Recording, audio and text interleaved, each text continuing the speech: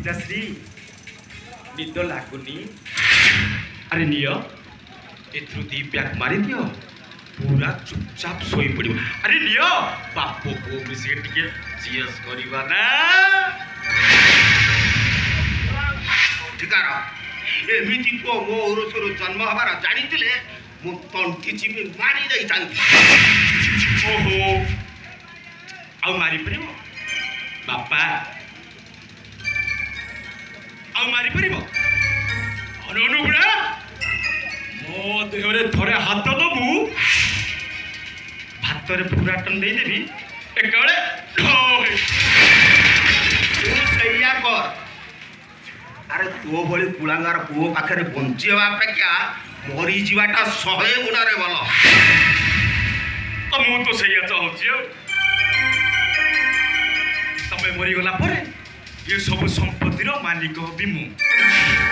Daddy ମରିଗଲ, ତମେ ଏବେ ମରିଯା। Daddy ଆରେ ମରିଯା। ସେ ସମ୍ପତ୍ତିରେ ତୋର ଯେତିକି ଅଧିକାର ଅଛି ଆଉ ସପନର ବି ସେତିକି ଅଧିକାର ଅଛି।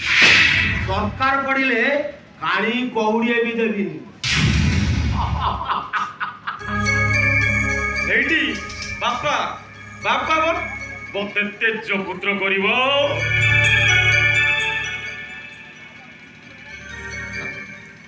ହଁ ମୁଁ ତତେ ତେଜ ପୁତ୍ର କରିବି।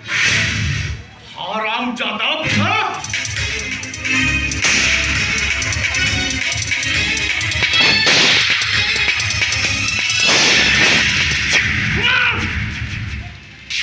আর তোরা মনুষ্য না গোটে জানোয়ার।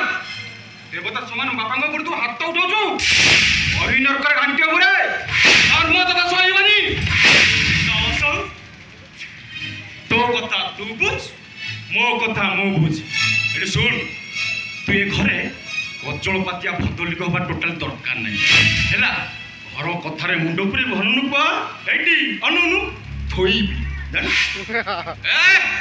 ତୋର ଏ ଘରେ ଯେତିକି ଅଧିକାର ଅଛି ମୋର ମଧ୍ୟ ସେତିକି ଅଧିକାର ଅଛି। ତୋର ବାବାଙ୍କ ମଧ୍ୟ ଯେତିକି ଅଧିକାର ଅଛି ମୋର ମଧ୍ୟ ସେତିକି ଅଧିକାର ଅଛି। ଶୁଣୁ ଏଇଠି ବୁଢ଼ା ପ୍ରତି ଅଧିକାର ଦଖେଇବା କଥା ଦଖଉଥା, ବୁଝିଲୁ? ମୋର କିଛି କହିବାର ନାହିଁ। ଏଇଟା ତୁ ମନେ ରଖିବା ଦରକାର। ତୁ ଗୋଟେ ଉଡ଼ା ଚଢ଼େଇ। ଆରେ ଉଡ଼ି ଆସିଛି ବସ ବାନ୍ଧିଛୁ, ଆଉ କୋଉଠି ବସ ବାନ୍ଧିବୁ? ଆଉ ମୋ କଥାରେ ମୁଣ୍ଡ କରିବୁ ଜୀବନରୁ ପାଇବି। ଏ ସମ୍ପତ୍ତି ପ୍ରତି ମୋର ଲୋଭ ଥିଲା ନା ଏବେ ଅଛି? କେବଳ ଏ ବୁଢ଼ା ବାପାଟା ପାଇଁ ଏ ଘରେ ମୁଁ ପଡ଼ି ରହିଛି। ଏଇ କଥା। ଏ ବୁଢ଼ା ମରିଗଲେ ତୁ ଚାଲିଯିବୁ ତ? ଠିକ ଅଛି ବାପା, ତମେ ମରିଯା, ତମେ ମରିଯା। ଆଉ ମୋ କଥାରେ ମୁଣ୍ଡ ପୁରାଇବ ବୁଢ଼ା ଠିଆ ଠିଆ ମାରିବି।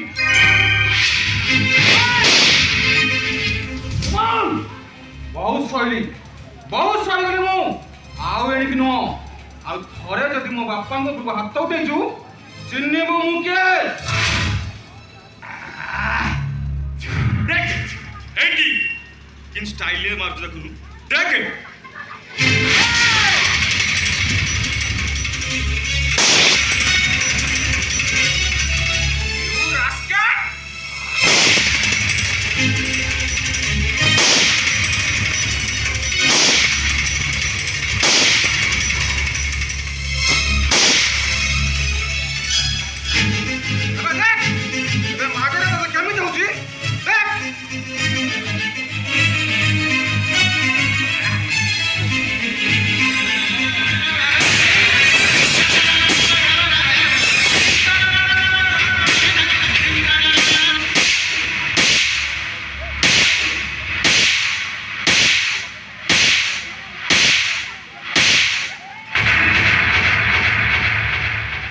धन्यवाद रे पुओ।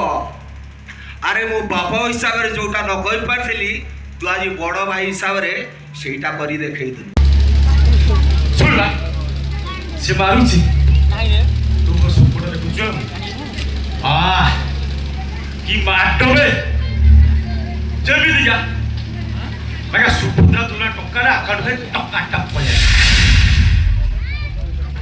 हाउ आवासनी सुपड़ ना गोटे कुआर पीथरे रख निछड़ा छड़े देला हां औरे एगो जी रॉयल कट्टा जमे जी तीनटा रख फट पर पी कसी बसिला परे रे कैमरा ए घरे खाली तांडव करबी तांडव